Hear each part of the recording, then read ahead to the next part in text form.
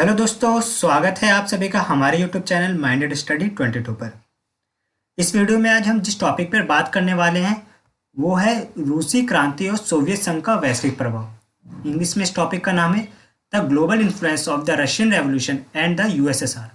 Please आज comment box में USSR की फुल फॉर्म लिखिए, क्योंकि मैंने प्रीवियस वीडियो में बता चुका हूँ इसकी फुल फॉर्म को, तो प्लीज़ ज़रूर इसको कमेंट बॉक्स में इसकी फुल फॉर्म को लिखना।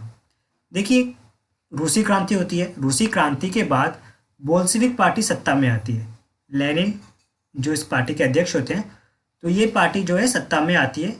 फिर उसके बाद सोवियत संघ बनता है और इसका किस प्रकार से वैश्विक प्रभाव होता है पूरे पूरे विश्व में, उसको हम समझेंगे। तो चलिए फटाफट से वीडियो को शुरू करते हैं।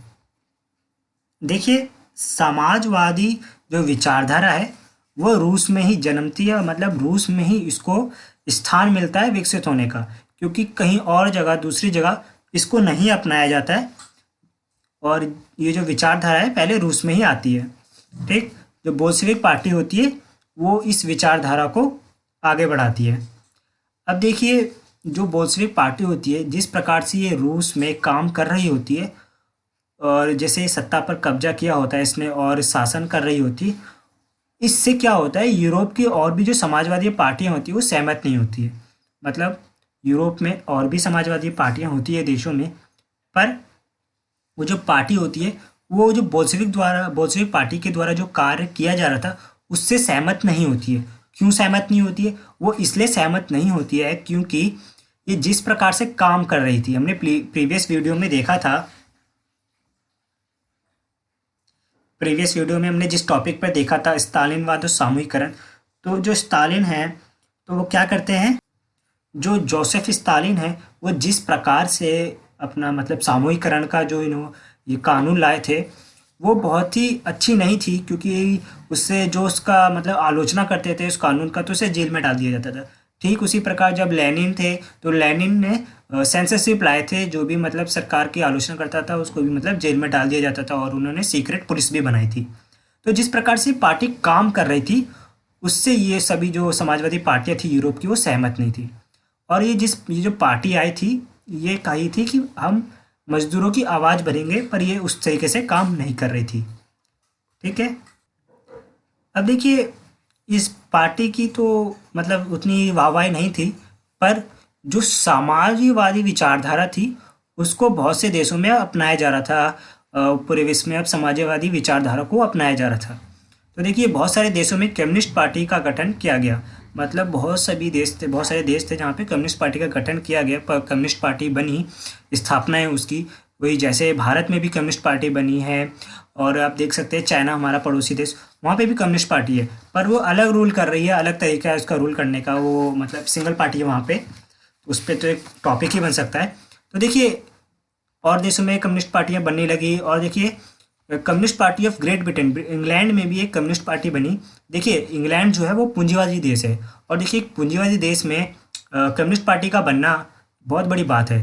तो ठीक उसी प्रकार कम्युनिस्ट पार्टी जो ग्रेट ब्रिटेन में भी बनती है। तो किस प्रकार से समाजवादी विचारधारा पूरे विश्व में अब फैल रही है, ये उसका प्रतीक है, ये उसको बताता है कि कैसे कैसे देखिए जो समाजवादी विचारधारा है पूरे विश्व में फैल रही है। अब देखिए क्या होता है, जो बोल्शेविक पार्टी के मेंबर होते हैं वो क्या करते हैं, इस विचारधारा को, समाजवादी विचारधारा को ये भी प्रोत्साहन करते हैं पूरे विश्व में फैलाने के लिए। ये भी मतलब अलग अलग जगह जा जाके पूरे विश्व में इस विचारधारा को फैलाते हैं। और देखिए ये क्या करते हैं, जो उपनिवेश देश बने होते हैं, मतलब गुलाम देश बने होते हैं, जो उनको ये प्रोत्साहित करते हैं कि ये समाजवादी विचारधारा को अपनाएं, और जो देश इन पे गुलाम शासन कर रहा है उसको ये देश से भागाएं। ठीक उसी प्रकार देखिए, जब भारत उपनिवेश था ब्रिटेन का, इंग्लैंड का जब भारत उपनिवेश था, तो देखिए इस टॉपिक पे मैंने उपनिवेशवाद क्या होता है इस पे मैंने वीडियो बनाई है, तो आप उसको जाके देख सकते हैं, इजली समझ आ जाएगा उसमें। तो देखिए, तो क्या होता है, रूस क्या करता है, वो भारत के नेताओं को बताता है कि देखिए आप इस ब्रिटेन को अपने देश से निकालिए, समाजवादी विचारधारा को अपनाइए। और आपने देखा है कि जो नेहरू जी हैं हमारे पहले प्रधानमंत्री, वो इस विचारधारा से प्रभावित भी हुए हैं। और कहीं आप देखते भी हैं कि जो हमारे देश में जो इकोनॉमी मिश्रित अर्थव्यवस्था है, तो जो अर्थव्यवस्था है उसमें समाजवाद को भी एक इम्पॉर्टेंट रोल दिया गया है। तो देखिए वो इस तरीके से प्रोत्साहित करी थी गुलाम देशों को कि आप इस विचारधारा को अपनाएं। देखिए इसके लिए कॉन्फ्रेंस भी किया जाता था वैश्विक तौर पर, मतलब जगह जगह जा जाकर कि इसके लिए मतलब इस विचारधारा को फैलाव किया जाता था। तो 1920 में एक कॉन्फ्रेंस होती है, conference of the people of the east. मतलब ये ईस्ट से आप मैं बात बता दूं, ईस्ट जैसे आप देखेंगे ग्लोबल मतलब वैश्विक तौर पर विश्व को बांटा गया है कुछ इस प्रकार से।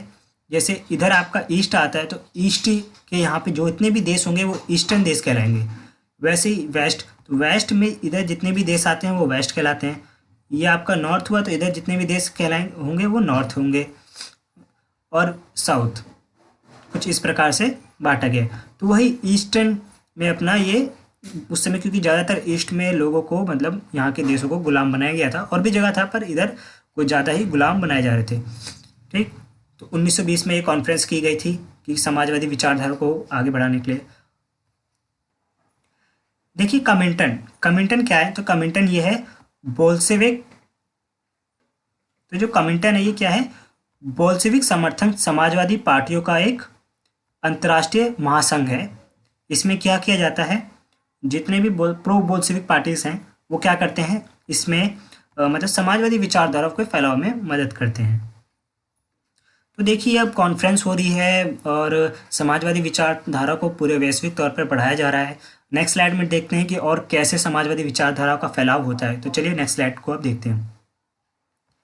देखिए अब समाजवादी विचारधारा को और अच्छे से बताने के लिए, उसके मतलब विशेषता बताने के लिए समाजवादी विचारधारा के, इसके लिए क्या किया जाता है कि यूनिवर्सिटी बनाई जाती है, communist university of the workers of the east. ये जो यूनिवर्सिटी बनाई गई है इसमें समाजवाद की शिक्षा दी जाती है कि कैसे कैसे समाजवाद काम करता है, इसकी क्या विशेषता है, इन सब के बारे में, समाजवादी विचारधारा के बारे में इस यूनिवर्सिटी में पढ़ाया जाता है। और ये जो यूनिवर्सिटी है इसमें बहुत देशों के लोग मतलब स्टूडेंट्स जा जा के पढ़ते हैं और इस समाजवादी विचारधारा को अपनाते भी हैं। तो आप देखें नेहरू जी भी ऐसे जा जा के मतलब समाजवादी विचारधारा को इन्होंने अच्छे से समझा। देखिए सोवियत संघ का इसमें बहुत ही महत्वपूर्ण इम्पोर्टेंट रोल रहा है समाजवादी विचारधारा का फैलाव करने के लिए। क्योंकि देखिए जब दूसरा विश्व युद्ध खत्म होता है तो क्या होता है, आपका कोल्ड वॉर शुरू हो जाता है। तो जब कोल्ड वॉर शुरू होता है तो उसमें दो ही जगह होते हैं, एक तो साम्यवादी देश, एक पूंजीवादी देश, ठीक, अमेरिका और सोवियत संघ। तो इस विचारधारा को फैलाने में सोवियत संघ ने भी बहुत अपना महत्वपूर्ण योगदान दिया है। तो देखिए जब दूसरा विश्व युद्ध अभी शुरू होने वाला था तब सोवियत संघ की वजह से समाजवाद को एक वैश्विक पहचान और हैसियत मिली। ठीक, सोवियत संघ ने बहुत ही मतलब ज़्यादा अच्छा काम किया है इसको फैलाव करने के लिए, अपने इस विचारधारा को फैलाने के लिए। देखिए जो सोवियत संघ है वो तो अपने इस विचारधारा को फैला रही है, पर देखिए क्या होता है 1950 के दशक तक जो रूस के लोग होते हैं वो समझ जाते हैं कि जो सोवियत संघ शासन कर रही है, उसकी जो शासन करने की शैली है ये रूसी क्रांति के आदर्श के अनुरूप नहीं है। मतलब ये है कि जिस बेस पे रूसी क्रांति की गई थी कि जो राजा का शासन है वो दमनकारी शासन था, तो उसको ख़त्म किया गया। लोगों का शासन होगा, जो मजदूर वर्ग है उनका शासन होगा, उनकी आवाज़ को सुना जाएगा, उनकी बातों को सुना जाएगा।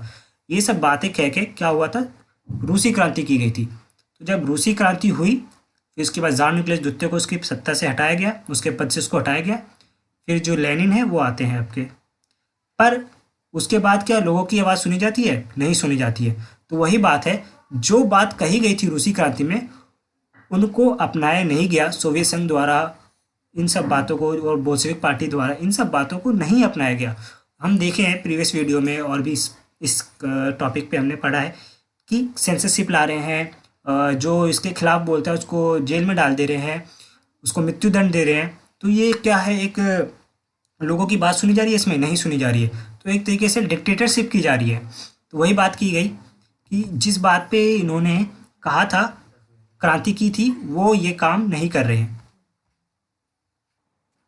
अब देखिए वैश्विक तौर पर कहा जा रहा था कि देखिए ये जो विचारधारा इसने अपनाई है सोवियत संघ ने, पहले कितना गरीब देश था, यहाँ पे खेती अच्छे से नहीं होती थी, यहाँ पे उद्योग धंधे नहीं थे, गरीब लोगों को यहाँ पे खाने के लिए नहीं मिलता था, भूखमरी थी।